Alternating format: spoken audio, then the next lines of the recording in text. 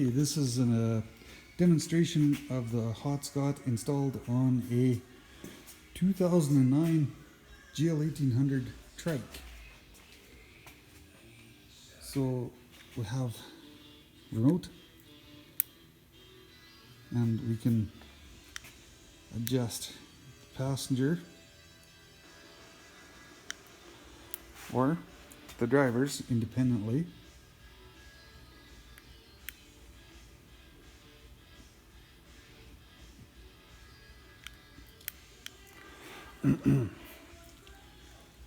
And then we can turn on the signal light. So it turns the display into a signal light, viewable from side angle, from the back.